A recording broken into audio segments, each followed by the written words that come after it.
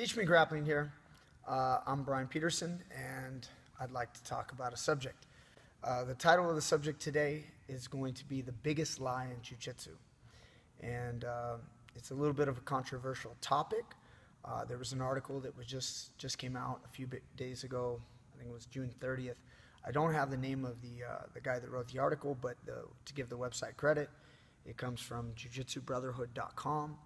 And I'll read a little bit just to give you guys the premise of what this black belt is trying to say.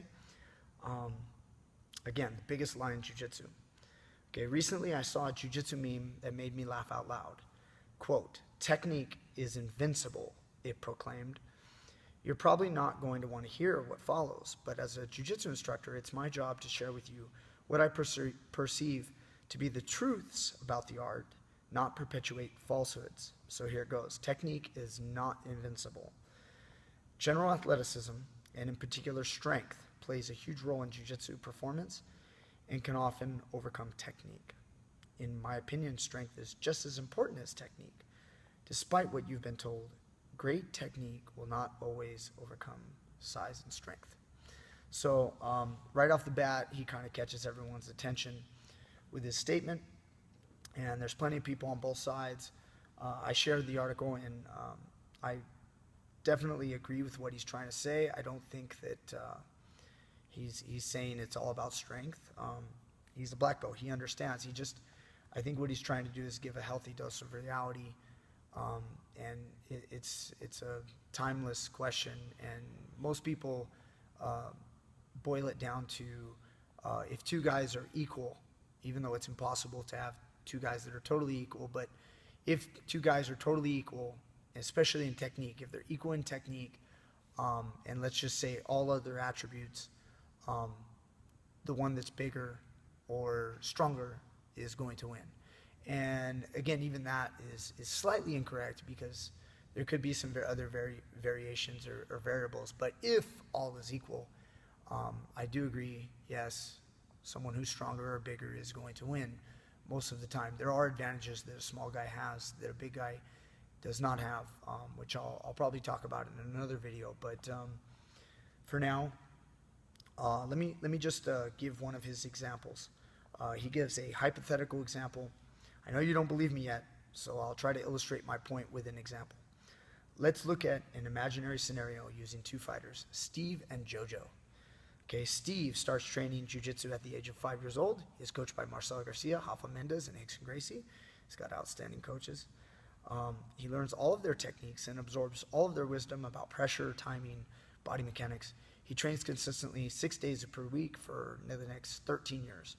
At 18 years old, weighing 200 pounds, Steve wins the IBJJF World Championship at brown belt, the medium heavy division, decimating all of his opponents, and is awarded his black belt immediately after.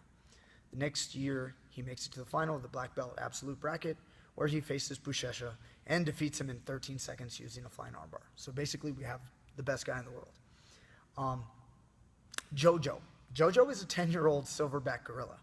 He weighs 400 pounds. It's a big boy. He has never trained in jiu-jitsu or any other martial art. The showdown. Suppose somehow, remember this is hypothetical, we are able to communicate to Jojo that the rules of jiu-jitsu and get him to agree to an exhibition match with Steve. We even get him a special Primate Edition gi made up just for him. Okay, who do you think will win the match? And if you think Steve is going to beat Jojo using his invincible technique, you're delusional. Also, I have a dim mock course. I think you'd be interested in. Send me an email. So Jojo's size and strength advantage simply cannot be overcome by using technique. And again, so he used an extreme example. He does have some real world examples, like a female black belt world champion that is very high level technique, and she struggles with a purple belt that's much bigger and stronger. So again, I think his points were valid, and I think they illustrate what he's trying to get across. And it's more, this subject ruffles feathers on the people who love to say technique is king. And again, I say technique is king. I mean, I'm in the business of technique. I mean, that's what I do. I have a school, I have a YouTube channel, I'm all about technique. But oftentimes in the martial arts and in jiu-jitsu and other martial arts, just the same. Sometimes technique is talked about so much that it becomes just unrealistic. Telling a 105-pound woman that if she trains for, jiu-jitsu, let's just say for 2 years, maybe she'll reach blue, purple belt level, that she's going to be able to defeat a grown man. And it's true, she could.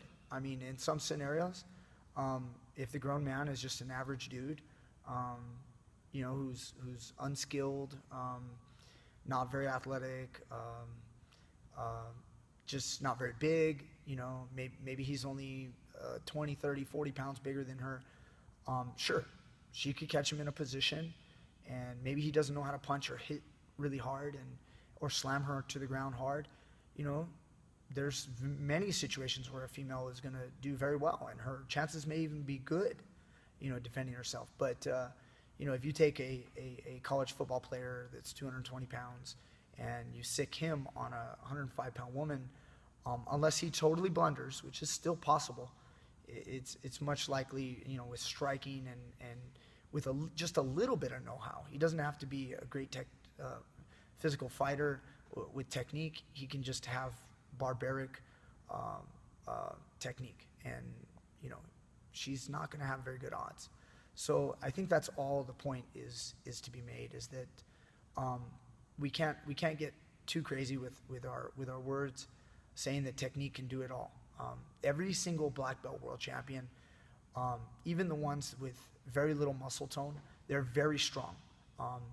And when I say very strong, I'm not saying that they can bench press a lot of weight or they can throw an Olympic bar over their head with a ton of weight on it. I'm saying that their grips are strong, their technique is solid, and through repetition, they have built up a lot of strength. I guarantee you they can probably do some pull-ups and quite a few push-ups. They're not total weaklings, okay? We're not going to try to tell you that, a 95-year-old feeble man that knows all the technique in the world is going to defeat a 25-year-old, college football player. So, unless that person blunders. So it's all relative. And that's the thing, is it's not technique versus strength, which is what everyone likes to create a fight between those two terms. It's important to understand that the technique is one category. You could have flexibility, you could have speed, you could have strength. There's so many. I mean, you could put weight as a category. You could put stamina. You could put even just like heart, what we call heart, like mental strength. All those are categories. And if you have a weakness somewhere that a technician can exploit, then he's going to exploit it. I mean, if you're a monster but you get tired in a minute and a half, then a technician knows, I just need to defend. He can defend the big man's strength for a minute and a half, and then he beats you. And that's what happens. When a guy comes in my doors and I'm 150, 55 pounds, and a 225 pounder comes in and he goes at it with me, and I know he's going to tire out in a short time, and that's why I end up tapping him out. Or he gets overly aggressive because he's clueless, and he exposes himself in the first 10 seconds, and I tap him.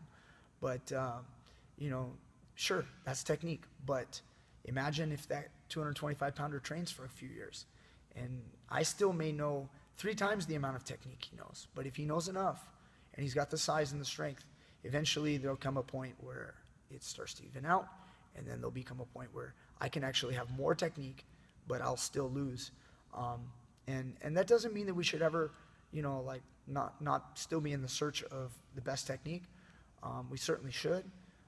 We should always work for our weaknesses. Again, if you're the best technician in your gym or in your town or wherever, and you're incredibly weak, I mean, just getting stronger is going to improve your jiu-jitsu. So if you're slow, work on your speed. If you don't have stamina, I mean, there's plenty of times I'm out of shape. If I want to improve, I need to train consistently. I have to work on my stamina so I can go for a much longer time. If I get tired in the first 3 minutes, submitting someone, sometimes I've done this. All black belts, we've done this before. I'll tap a guy like 5 times, and I'll go to the next round. I'll tap the next guy 5 times. And then the next round, 3rd round, now I'm going with a big blue belt. And now I'm basically going to have to just survive the round. I'm not going to be able to go after him quite like I normally would. if I would have had better stamina, or if I just wouldn't have burned my tank. So there's so many different attributes, and I don't like to poo-poo, strength. Strength, if you've got strength, use it. But use it with good technique. If you've got flexibility, use it. Some people always, strength gets the bad name and technique gets the good name. So if you have a guy who, is really flexible and he pulls his foot in front of the guy's face, for an omoplata, he might use his flexibility to create the omoplata. And in my opinion, that's not exactly the proper technique. You should do it more by turning your hips. You're more powerful. When you bring your foot in front of the guy's face, it tends to leave a big hole that a guy can exploit and pull out of. As well, you can damage your knee, so with a big guy putting pressure down. So, some people use, instead of using technique, they'll use flexibility. But usually when that happens, nobody ever cries out, oh, you're just using flexibility. But everyone does it when you're using strength. So when you're using strength, everyone always, craps all over it and says, you're using too much strength. You need to be more technical. So, and again, I'm not at all advocating to use strength over technique, but the reality is we're all trying to strive for a goal, which is, in my opinion, to win and to use jiu-jitsu. And if a guy's built like a tank, and if he can't, get someone in a triangle choke, let's say, because his legs just, in the relation to his opponent, he's not going to lock that triangle, which is real. I mean, that happens. There's plenty of people out there. Too many times instructors will say, oh, you just have to turn your hips a little more. And turning your hips a little more will help improve your lock. It may even get you a better lock if you're built a certain way, but there are people out there that just are not built for it. Instead of finishing that triangle, maybe they get the same position. Maybe they need to use the strength in their legs and their arms in order to force some type of armbar from there, because that's what they can do. So everyone's different. Some people have handicaps. Some guys that have limbs that are missing. You can't expect them to do all the technique if they simply can't do it. So those are examples where they need to use what's best for them to accomplish the goal, to use jiu-jitsu. And for them, not everyone's the same. And I think a lot of times, too many people think that there's one way instead of multiple ways of moving. And it's crazy how our bodies are all different, and what's good for me is not good for the next guy. So that's why I try to give so much variations and talk about different ideas. It's instead of crapping all over strength and saying that you shouldn't use strength at all. I mean, there's good arguments there. We should look for the best technique, but at the same time, it's an important part, just like speed, just like timing, just like stamina, just like any other category we could name, flexibility, mental strength. There's guys that are great technicians. They don't have any mental strength, so they're not able to win at high level. So what good is having all the technique in the world? But if you get in a fight and some guy punches you in the face and you fall apart mentally, then your jiu-jitsu is not very effective. And I think that's what it's about. It's about keeping jiu-jitsu realistic and not falling into the martial arts trap that so many other martial arts have fallen into, where they scream up and down about how technique is king, and they've gotten further and further away from reality fighting and self-defense. So we've got to keep it realistic, and that's my opinion. That's my take on it. So hope you guys enjoyed. I hope you guys learned something. Again, I'll be coming out with more subjects in the future. And if you disagree with me, that's all right too. Everybody can have there's multiple opinions out there. And some people are going to agree with me. Others are not going to like one little thing I said, and they're going to go, I don't like how you said this. And that's fine. Go ahead and leave me a comment. Let me know. If you want me to talk about another subject or you have a question, I'll try to address it. I'm going to try to do more things with this channel than just show straight up technique. But again, I've killed the voiceovers. I'm starting to just show you guys the technique that I teach to my guys in the class. And that's pretty much it. So hope you guys enjoyed. Teach Me Grappling, Brian Peterson, Peterson Grapplers. All right, thank you guys. Have a good night.